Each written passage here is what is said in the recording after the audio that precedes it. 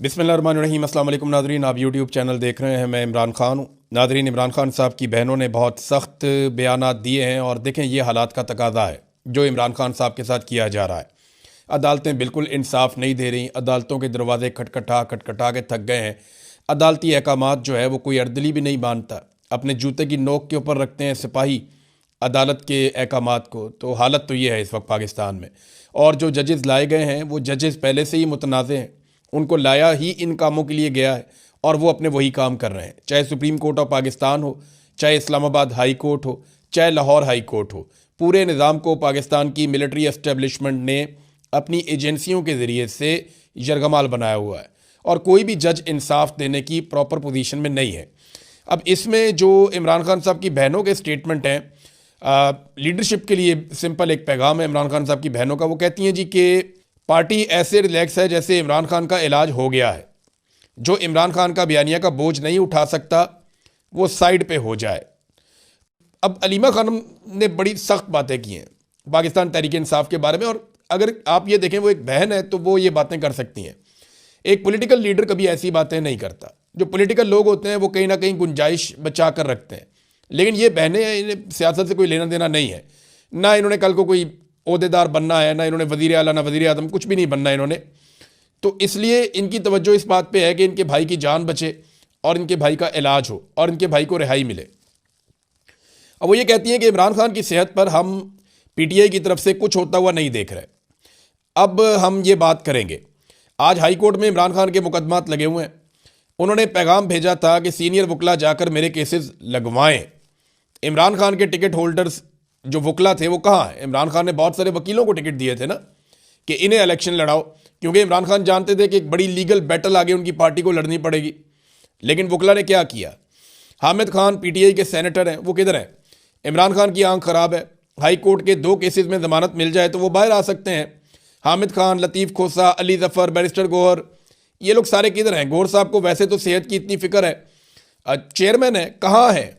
क्यों नहीं केस के लिए खड़े हुए? अली बुखारी किधर हैं? और भी बहुत सारे लोग हैं। यानी छोटे मोटे वकील जो हैं वो तो आ जाते हैं बेचारे, भाग दौड़ करते रहते हैं। लेकिन जो बड़े वकला हैं जिनको इमरान खान साहब ने नवाजा है अपनी ज़िंदगी में और इमरान खान साहब की सियासत से उनको फ़ायदा हुआ, उनमें से कोई दिखाई नहीं देता। इस पर इमरान खान साहब की बहनों ने काफ़ी सख्त बयान दिए। उन्होंने कहा जी इमरान खान को शिफा इंटरनेशनल अस्पताल मुंतकिल करके ज़ाती मुआलिजीन और फैमिली की मौजूदगी में इलाज करवाने की एक दरख्वास्त दायर की गई है। और ये देखें, ये एक दरख्वास्त सुप्रीम कोर्ट ऑफ पाकिस्तान में रजिस्ट्रार ऑफिस में पहुंचे शाहिद खटक, लतीफ़ खोसा, मीना खान अफरीदी और बैरिस्टर गौहर वगैरह, और उन्होंने जाके वहाँ पे दरख्वास्त दायर की है।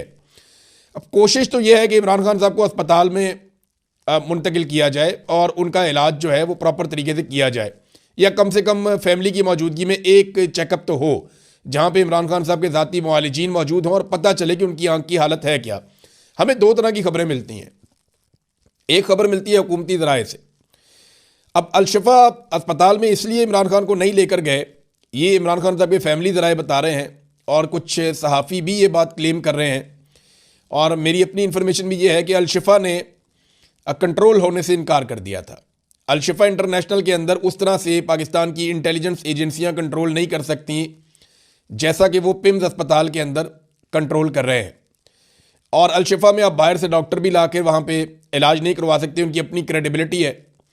वो इलाज मुआलजा खुद करेंगे, वो जाली रिपोर्टें भी नहीं बनाएंगे। तो इस पे पाकिस्तान की इंटेलिजेंस एजेंसियों का कंट्रोल कम हो जाता है। तो वो नहीं चाहते कि इमरान खान साहब के सेहत के मामलात हों, कैद के मामलात हों, दीगर मामलात हों, उनमें एजेंसियों के हाथ से किसी वक्त भी कंट्रोल निकले। तो वो कंट्रोल जो है वो अपने हाथ में रखना चाहते हैं ताकि आसिम मुनीर साहब के जो फैसले हैं उनके मुताबिक मामलात आगे बढ़ाए जा सकें। अब यहाँ पे बैरिस्टर गौहर ने कहा कि गुज़िश्ता साल 17 मरतबा इस्लामाबाद हाई कोर्ट और 14 मरतबा सुप्रीम कोर्ट जा चुके हैं। वैसे ये तो गिन गिन के जाते हैं। यानी मेरे एक दोस्त हैं, सहाफ़ी है, वो मुझे एक दिन कह रहे थे कि ये तो हाज़िरी लगवाने आते हैं। तो उनकी बात यहाँ पे दुरुस्त साबित हो गई। बैरिस्टर गौहर साहब कह रहे हैं कि 17 मरतबा मैं गया हूँ हाई कोर्ट और 14 मरतबा हम गए हैं सुप्रीम कोर्ट। तो इसका मतलब है ये तो गिन गिन कर जाते हैं, और गिन गिन कर वही जाता है जो हाज़िरी लगाता है कि मेरी हाज़िरी पूरी हो गई है। भैया आपको अगर 100 मरतबा या 1000 मरतबा भी जाना पड़े तो आपको जाना पड़ेगा, क्योंकि इमरान खान साहब की ना सिर्फ सेहत का बल्कि उनकी ज़िंदगी का मामला है।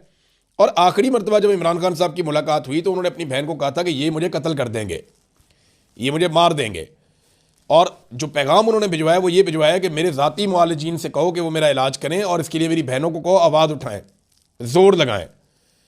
तो जो इमरान खान के बयानिए का बोझ नहीं उठा सकता वो साइड पे हो जाए, ये इमरान खान साहब की बहनों ने कहा। फिर इमरान खान की सेहत के ऊपर हम पीटीआई की तरफ से कुछ भी होता हुआ नहीं देख रहे, और ये बात ठीक है कि पाकिस्तान तहरीक इंसाफ कुछ भी नहीं कर सकी। लीडरशिप देख रही थी अवाम की तरफ कि अवाम खुद ही निकल के इनकलाब ले आएगी, और अवाम देख रही थी लीडरशिप की तरफ कि ये लीड करेंगे और बताएंगे क्या करना है, और फिर दोनों ही कुछ नहीं कर सके। अवाम निकली नहीं और लीडरशिप जो है उन्होंने अपने आप को 3 बिल्डिंगों के अंदर इस्लामाबाद में इनडोर धरने में मैसूर कर दिया कि हम यहीं पे बस वहीं महदूद हो गए वो। और एक और बात उन्होंने की फैमिली ने, और ये लॉजिकल भी है कि इमरान खान की सेहत के फैसले करने का मैंडेट पार्टी के पास नहीं है, ये फैमिली और डॉक्टर्स का मैंडेट है। सेहत के मामलात के ऊपर पार्टी फैसले ना करे। हम शिफा इंटरनेशनल इसलिए कह रहे हैं क्योंकि हमें पता चल गया था कि एजेंसी के बंदे डॉक्टर्स के पास पहुंच गए हैं और उन पर दबाव डाल रहे हैं। लेकिन वही बात है जो अलीमा खानम ने कही, जो थोड़ी देर पहले मैंने आपको बताई, कि वो बाकायदा एजेंसियां अपने कंट्रोल में चाहती हैं हर चीज़ को। डॉक्टर उज़मा जो हैं इमरान खान साहब की दूसरी बहन, उन्होंने कहा ये एक आंख का मसला नहीं है इमरान खान का, क्योंकि हमें इसकी वजूहात अभी तक पता नहीं चली, तो दूसरी आंख भी मुतासिर हो सकती है। और देखें, मैं पहले आपको ये बात कह चुका हूँ, मेरी यहाँ पे बरतानिया में सीनियर डॉक्टर से बात हुई, उन्होंने बताया कि ये ब्लड की बीमारी है, ये ज़रूरी नहीं है कि एक आंख में रुके, ये दूसरी आंख के अंदर जाकर वहाँ पे भी बीमारी पैदा कर सकती है और दोनों आंखों की बीनाई मुतासिर हो सकती है इमरान खान साहब की। तो उन्होंने कहा दूसरी आंख भी मुतासिर हो सकती है, हो सकता है वो शुरू भी हो चुकी हो मुतासिर होना। हम तक कोई चीज़ नहीं आई, सिर्फ टीवी से 2-4 बातें हमारे तक आती हैं, उसके अलावा हमें कोई चीज़ मालूम नहीं है। आखिरी मुलाकात में इमरान खान ने कहा था कि मैं इतनी मुश्किल जेल काट रहा हूँ, लेकिन मेरी पार्टी के सीनियर वकला मेरे केसेस नहीं लगवा रहे। ये वकील जाके बैठ जाए ना हाई कोर्ट में और सुप्रीम कोर्ट में और ये कहें जनाब लगाएं केसेस, रोज़ाना चीफ जस्टिस की अदालत में जाकर बैठ जाएं और जाकर वहाँ बोलें। क्या करेगा चीफ जस्टिस? उठा के जेल में डाल देगा, तो क्या फ़र्क पड़ता है, इतनी दुनिया जेल में आप भी चले जाए। और जब वकीलों को जेलों में डाला जाता है तो दूसरे वकील रिएक्शन देते हैं, अपने आप को इतना हल्का ना समझें। वकला ने बाकायदा कभी इस मामले को उस तरह से लड़ाई नहीं। अच्छा, सुहेल अफरीदी साहब जो हैं वो गए, इन्होंने कोशिश की इस्लामाबाद हाई कोर्ट में चीफ जस्टिस से बात करने की। सेक्रेटरी से उन्होंने कहा नहीं मैं चीफ जस्टिस से बात करूंगा कोर्ट में। तो ये जनाब कोर्ट के अंदर बैठ गए, और जब ये रुस्तम पे गए और उन्होंने चीफ जस्टिस से बात करने की कोशिश की, अस्सलामु अलैकुम कहा, तो रोज़े की हालत में थे। उन्होंने कहा जी मैं रोज़े की हालत में था, मैंने अस्सलामु अलैकुम कहा चीफ जस्टिस को, तो चले वो मेरी बात ना सुनते, मुझे इंसाफ ना देते, लेकिन मेरे सलाम का जवाब तो देते। उन्होंने मेरा सलाम का जवाब भी नहीं दिया और उठकर चले गए। ये तो एक रवैया है इस वक्त जुडिशरी का, जो बड़ा अफसोसनाक रवैया है, और ये हम अब से नहीं काफ़ी अरसे से देख रहे हैं। अलीमा खानम ने इसी जज डोगर साहब के बारे में कहा कि सियासत हम नहीं, जस्टिस डोगर कर रहा है, जिसको लाहौर हाई कोर्ट से चुन कर लाया गया है कि इमरान खान के केसेस ना लग सकें। क्या ये निज़ाम इंसाफ है? हमने 26वीं तरमीम से पहले इस्लामाबाद हाई कोर्ट में कई जजेस, यानी अंदर उन्होंने नाम भी लिखे हैं, जो जर्नलिस्ट हैं जिन्होंने खबर दी है उन्होंने नाम लिखे उन जजेस के। उन्होंने कहा जब हमने पहले कई जजेस को देखा, इनका एक लेवल था, वो सिविलियन की बात सुनते थे। अब देखें कि मेयार कितना गिर गया है। जस्टिस डोगर की अदालत में जाओ तो उठकर भाग जाता है, अदालत को पिंजरे में तब्दील कर दिया गया है। ये पाकिस्तान में क्या हो रहा है? ये अलीमा खानम ने सवाल उठाया। बात उनकी ठीक है, पाकिस्तान में जो हो रहा है वो हम सबको दिखाई भी दे रहा है। सुहेल अफरीदी ने एक पैगाम दिया chief justice of Pakistan justice Yahya Afridi को, और ये उन्होंने पश्तो में पैगाम दिया। अब इसका तर्जुमा मैं आपको पढ़ के सुना देता हूँ कि उन्होंने क्या कहा पश्तो में याया अफरीदी को। उन्होंने कहा आप भी अफरीदी हैं और मैं भी। मैं अपनी ज़ात के लिए नहीं, 4 करोड़ 50 लाख लोगों के लिए नहीं, बल्कि पूरे 25 करोड़ अवाम के लिए आया हूँ, जो देख रहे हैं कि मुल्क में क्या चल रहा है। 90% लोग इमरान खान की सेहत के हवाले से तशवीश और गमो गुस्से का इजहार कर रहे हैं। इमरान खान का इलाज अपनी मर्ज़ी के मुताबिक होना उनका आइनी और इंसानी हक है। इनकी बहनें रोज़ आती जाती हैं कि इनकी मौजूदगी में इमरान खान का इलाज हो सके, लेकिन बदकिस्मती से इनको वो हक नहीं मिल रहा। मैं बहैसियत एक अफरीदी और बतौर इस सूबे के वज़ीर आला, जहाँ से आपका भी ताल्लुक़ है, अफरीदी कबीले की रवायात भी हैं कि जब कोई उसके दरवाजे पर आता है तो खाली हाथ जाने नहीं दिया जाता।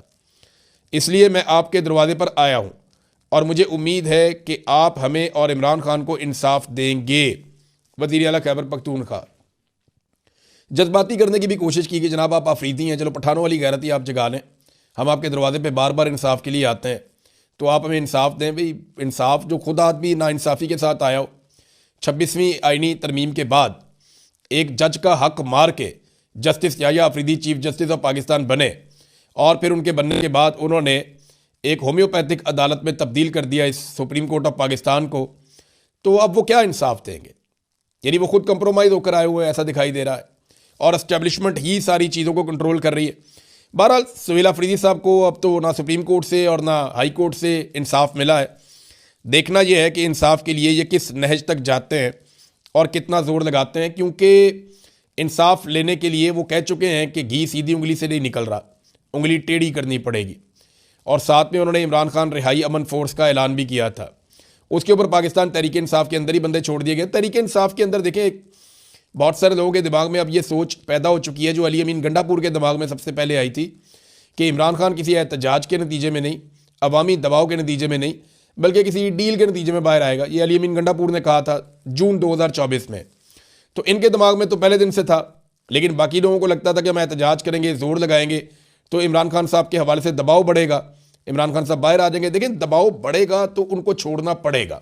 मैं वजह आपको बताता हूँ। मईशत इनसे आज भी कंट्रोल नहीं हो रही, दहशतगर्दी इनसे आज भी कंट्रोल नहीं हो रही, पाकिस्तान लगातार नीचे जा रहा है, सरमायाकारी पाकिस्तान में आ नहीं रही, एक बदएतमादी की फिजा है पाकिस्तान में, और इससे मुल्क नहीं चलता होता।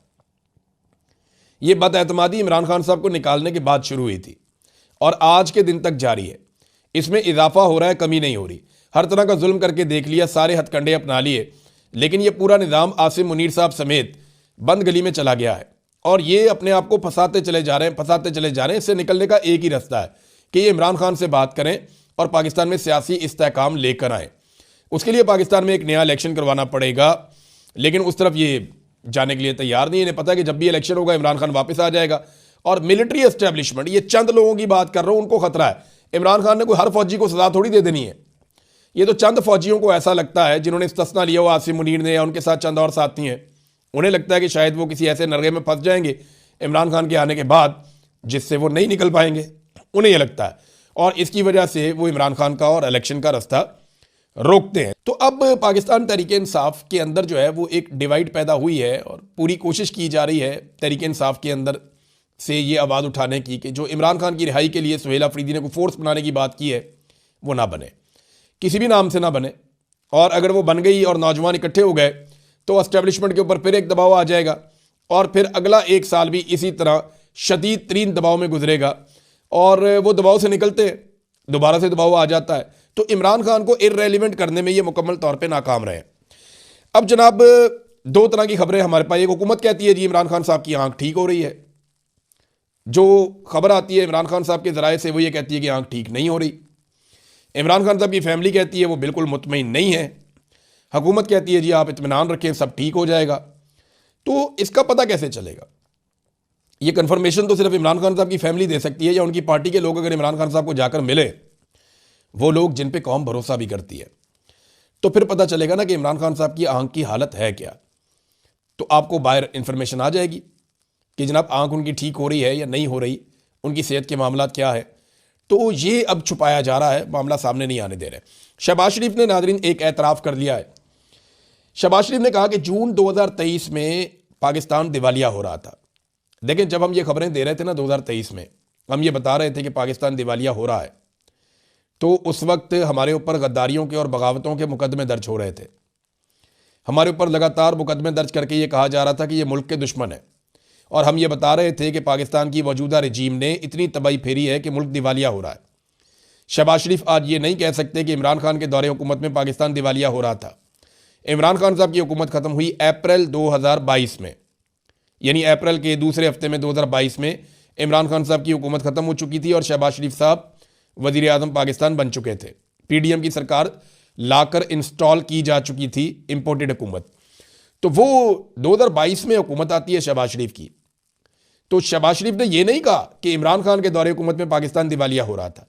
शहबाज शरीफ ने कहा कि जून 2023 में पाकिस्तान दिवालिया हो रहा था। बिल्कुल दुरुस्त बात की। 1.25 साल इन्होंने मेहनत की और तबाही फेरी इन्होंने पाकिस्तान की मईशत की, उसके बाद पाकिस्तान दिवालिया हो रहा था। और उस वक्त जब हम निशानदेही करते थे हमारे पे मुकदमे होते थे। और मैं आपको ये बता दूं कि आज भी सूरत हाल वही है, सूरत हाल उससे मुख्तलिफ नहीं है। इन्होंने सिर्फ किया ये है कि तमाम बड़े बड़े तरक्याती मनसूबे बंद कर दिए हैं और वो पैसे रोक लिए हैं। अवाम को मिलने वाली जितनी भी सहूलियात थी या सब्सिडीज़ थी वो सारी ख़त्म कर दी गई हैं। महंगाई और टैक्सेस जो हैं वो बढ़ा दिए गए हैं। आम पाकिस्तान से जो हर तरह का रिलीफ है वो छीन लिया गया है। बिजली और गैस के होशरुबा बिल्स में इजाफा कर दिया गया है और पेट्रोल पर 100 रुपये तक फ़ी लीटर टैक्स लगा दिया है। अब ये सारा कुछ करके ये बमुश्किल दिवालिया से बचे हुए हैं। ये पब्लिक को रिलीफ नहीं दे सकते। जैसे ये तरक्याती मनसूबों की तरफ जाएंगे या पब्लिक को रिलीफ देने की तरफ जाएंगे, वैसे ये दिवालिया कर जाएंगे। तो मामला ये है कि हर चीज़ को पाकिस्तान में रोक कर अगर आपने पाकिस्तान को दिवालिया से आर्जी तौर पे इस तरह बचाना था तो फिर आपको हुकूमत में क्यों लाया गया? ये तो फैसला अब आसिम मुनीर और जनरल बाजवा से पूछा जाए कि इन्होंने क्यों किया पाकिस्तान के साथ इतना बड़ा जुल्म कि वो मुल्क जो अच्छा खासा चल रहा था उसको ना सिर्फ दिवालिया के दहाने पे ले गए बल्कि अब पूरे मुल्क को रोक कर कहते हैं जी हमने दिवालिया होने से बचा लिया।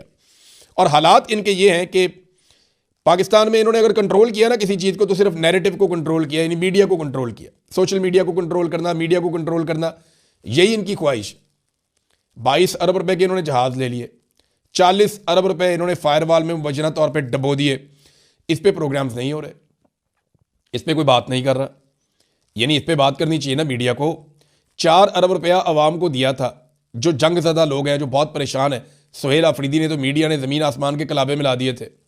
यहाँ 22 अरब रुपए के 2 जहाज़ ले लिए इन्होंने, गल्फ स्ट्रीम के महंगे 3 जहाज़ हैं, इतने महंगे जहाज़ इन्होंने ले लिए 2।